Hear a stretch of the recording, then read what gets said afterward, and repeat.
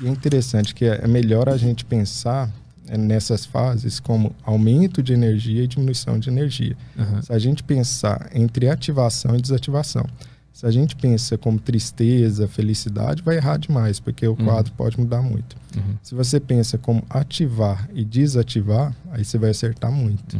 Então, depressão, por exemplo, não é tristeza. Tem um monte de gente que está deprimida e não está sentindo triste. Isso é normal, você chegar comum. Você chega com a pessoa e fala, você está triste? Não estou triste, não. E ela está super deprimida. Mas o que é depressão de verdade? É desligar a chave. A pessoa está desativada, está sem energia.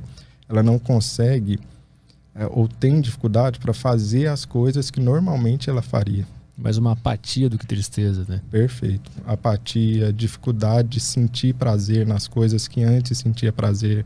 Você pergunta, você tá triste? Não tô triste, né? Tem uma música maravilhosa que é, agora eu não lembro, que ela fala, socorro, alguém me deu um coração, que esse já não bate nem apanha, qualquer coisa que se sinta. Esqueci de quem que era, né?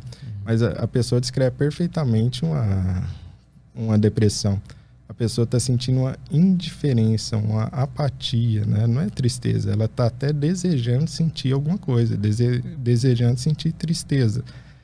Mas ela não sente, ela está indiferente, está desligado, o cérebro está desativado, né? Então a libido, o desejo sexual está para baixo, o apetite da pessoa está para baixo, o sono pode estar aumentado, então ela começa a dormir mais de 10 horas por dia, como na hipersonia, ou pode estar reduzido também em alguns casos, né? Então a gente tem que pensar em energia para cima e energia para baixo. Aí faz até mais sentido o que você havia citado lá atrás, e o Areteu da Capadócia falou 2000 anos atrás, que é o quê? A pessoa está correndo uma maratona, cérebro acelerado, muito ativo. Quando eu paro de correr uma maratona 30 dias seguidos, como que eu vou ficar? Vou ficar exausto, esgotado.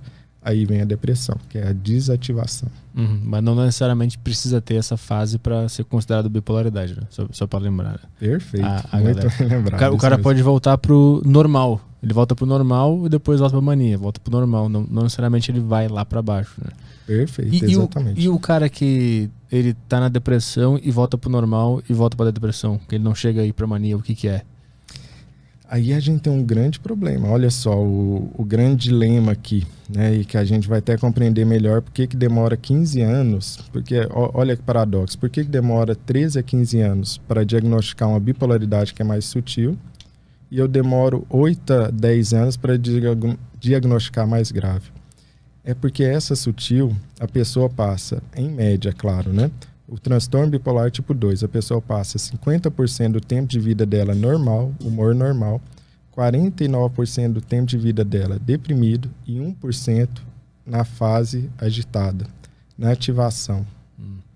Olha só, seria muita sorte eu pegar ela nesse 1%, né? Sim. Ela está ficando 49 vezes mais tempo em depressão do que na fase agitada. Então, qual que é o diagnóstico que essas pessoas vão receber? Depressão. Ela chega lá, o médico fala, está deprimido, né? E vai dar antidepressivo, que é um tipo de remédio, né? Antidepressivo. E aqui mora o perigo, né? O grande problema da bipolaridade. Não é só saber o nome, dar rótulo, não é nada disso. É porque se eu acho que é uma depressão não bipolar, eu dou antidepressivo. E ele não funciona. Se a pessoa é bipolar, não funciona, né? Ou até funciona, perde o efeito.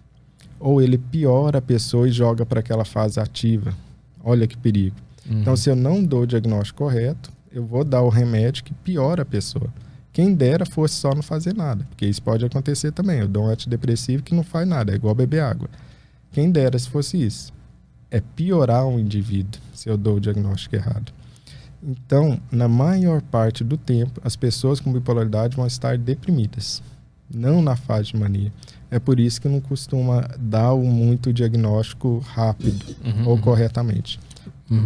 Mas existe o caso do cara que é depressão normal e nunca tem a fase de mania? Sim, existe. Aí não seria chamado de bipolar, seria chamado de transtorno depressivo recorrente. Aqui a gente tem um problema. Olha só. Depressão volta para o normal. Depressão volta para o normal várias vezes, precisa começar a desconfiar. Por que eu preciso desconfiar disso? Porque muita depressão, será que não é bipolaridade, mas que eu ainda não vi o episódio para cima, pequenininho, mais sutil? Porque é só 1% do tempo. Então, pode ser que o cara agora está com 30, mas ele vai fazer isso só com 50 anos. Então, eu preciso olhar para aquela depressão e ver características que me dão dicas de que ela é bipolar. De que ela é bipolar. Porque eu não estou vendo a fase ativa. Eu estou vendo essa situação que você está me contando. Ó. Depressão, volta. Depressão, volta. Depressão, volta. Eu tenho um dilema. Será que esse cara aqui, com esse tanto de depressão, ele é bipolar? Ou ele não é bipolar? E é só depressão mesmo, recorrente?